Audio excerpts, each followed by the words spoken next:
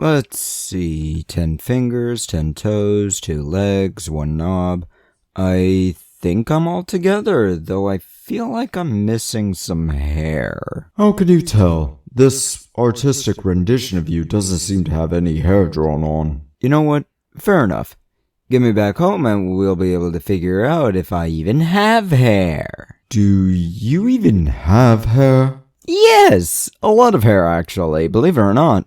I'm a weird negative build, really. Lots of hair, absolutely no mass or height. You humans are an enigma, but you also may be the galaxy's first abhuman, as the Imperium of Man calls them. I mean, given my mutations, it wouldn't surprise me.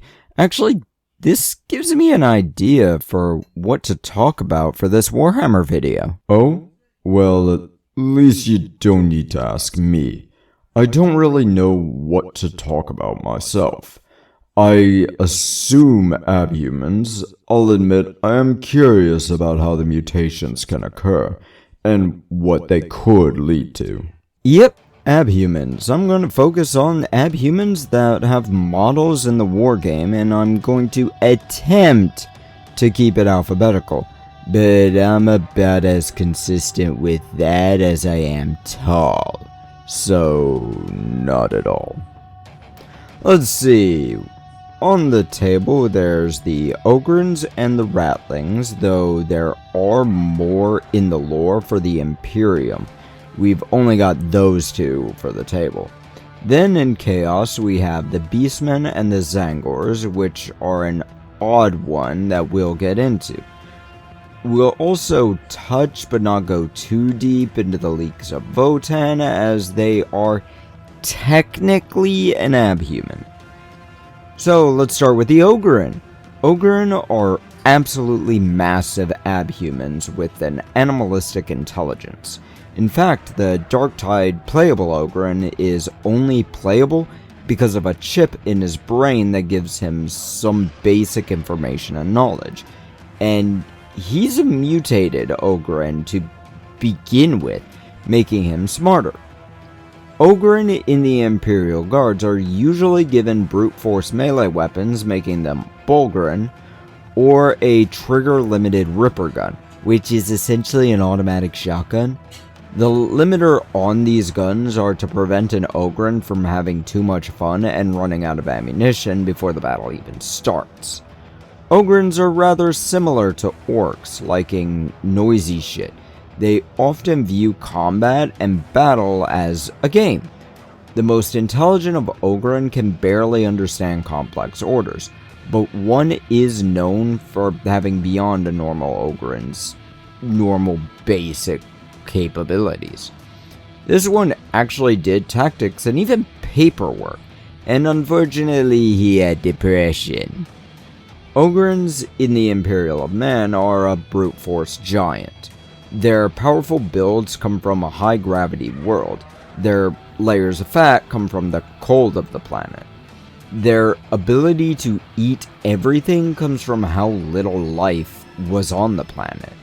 How do they reproduce? I choose not to know. So let's go into their opposite area, the Ratlings. Ratlings are much smarter than the Ogryn, sometimes too smart for their own good.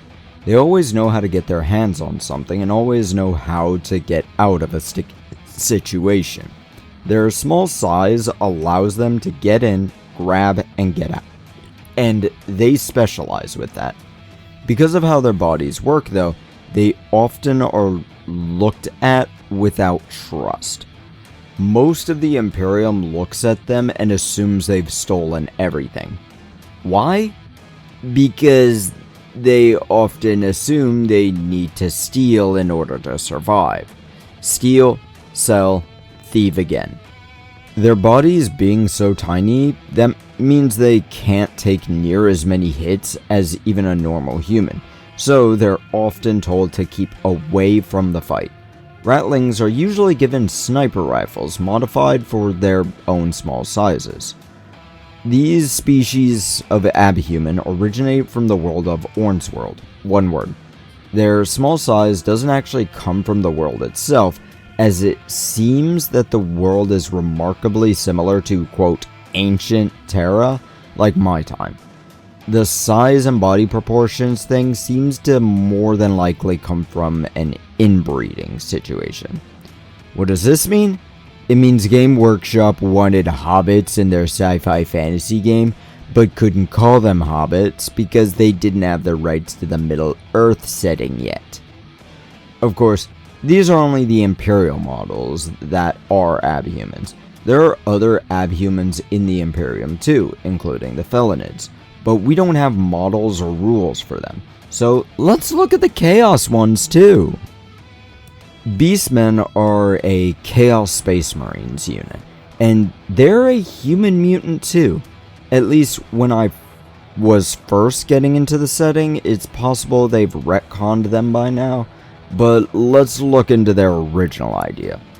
The Beastmen were humans on savage worlds who began to evolve into more animalistic beings in order to survive. These mutations and evolutions also led to their minds becoming more susceptible to chaos influence. The features they began to develop was thicker skin, cloven, almost hooved feet, longer faces with thick bones and horns, sometimes even growing tails. This is random from what I've seen. Sometimes their models have tails, sometimes not. I'll assume it's a random mutation.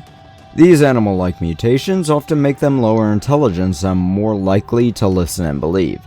Some stories say that some of the Beastmen are made by Fabius Bile, who in turn worship Bile as a deity. This worship, this lack of connection, and this lack of solidity in their own history leads to chaos being able to get into their minds and change them even more. And the Chaos factions have another Abhuman species too, the Zangors. Games Workshop tends to flip on these. Sometimes they're Abhumans, sometimes they're a Xeno species, and sometimes they're a Chaos spawn adjacent. I'm gonna count them as an Abhuman species. Zangors are a native species to Sortarius, Sortiaris, however you pronounce it, which is now known as the Planet of Sorcerers, and apparently a part of the Ultima Segmentum, while being a part of the Prospero sector. Zangors are often considered a subtype of Beastmen Abhuman, but they seem to have higher intelligence and more bird-like features. Now, instead of hooves, they have talons. Instead of cattle-like noses, they have beaks. Their old models essentially make them just normal beastmen with different horns. They often still have horns in their current models, but sometimes the models look like they have headdresses instead. Because of the influence of Tzeentch on this world, they easily followed Magnus the Red into Chaos influence. Of course, the Leagues of Votann are also technically an Abhuman species, being evolved to mine resources near the galactic core, and they don't reproduce normally. Instead, their Votann machines make them genetic codes and store them in their databases while building new people by mixing features from various others, sometimes getting new genetics out of new mixes. But those are 4, arguably 5 different tabletop Abhumans. If I'm the first, I'm assuming I'm the start of literally all of them. Fragile bodies of the Ratlings, short temper of the Ogryn, animal recovery of the Beastmen, curiosity of the Zangors. Now, I should go figure out what this new scar is. Shove off!